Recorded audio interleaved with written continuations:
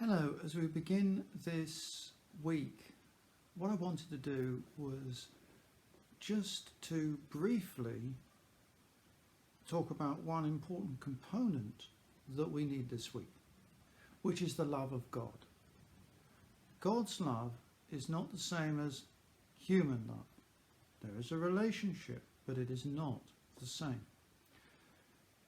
Love is a very unspecific word, and it can be defined in lots of different ways. God's love is not defined in the Bible, it is described. This is because if it's come from God, God is more than an idea. God is an incredibly vast and complex spiritual being. His love, therefore, is going to be so much deeper and wider in every way than human love. Furthermore, human beings want to use the word love to describe things that hurt God's feelings, things that God doesn't like. We can use the word love to be manipulative, to be lustful, to be abusive, to be domineering. We can use the words love to criticize. We can be unloving while talking about love. Now, God isn't any of that. God has a love which he wants to put into us to take us through the week. It has certain components. It is going to be holy. In other words, it's not going to take us anywhere that God wouldn't want to go. It's going to be compatible with God's law. It's going to want to minister to people and deal with people in purity. Secondly, it's devotional.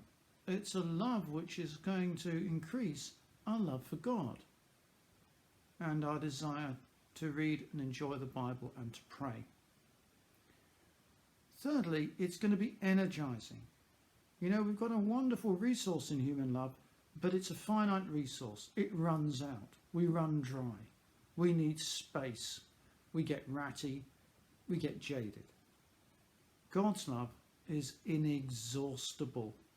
And there is a supply there that will keep on welling up and welling up as we give out. On top of that, there are many other components to the love of God. Perhaps you will discover more about them as you go through this week. Love, for example, is forgiving. Love is strong. Love rejoices in good things. Love can actually hate evil. Love can have a love for the unlovely, and so on. So, this is what Paul prays for the Ephesian church. It's in Ephesians chapter 3. I kneel before the Father, from whom his whole family in heaven and on earth derives its name. I pray that out of his glorious riches he may strengthen you with power through his Spirit in your inner being, so that Christ may dwell in your hearts by faith.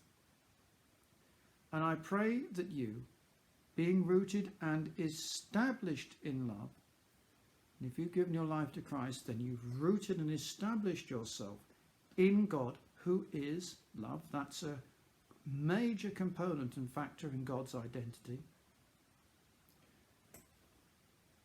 May have power, together with all the saints, to grasp how wide and long and high and deep is the love of Christ, and to know his love that surpasses knowledge, that you may be filled to the measure of all the fullness of God.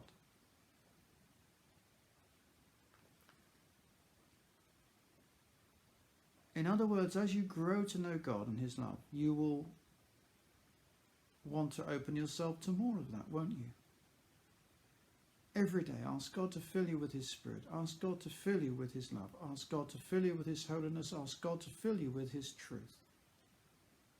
But this week, especially, my prayer for you is that you will know more of the love of God, which is beyond description and knowledge, but which is a major part of the blessings that he wants to give to those who put their trust in him. Have a great week.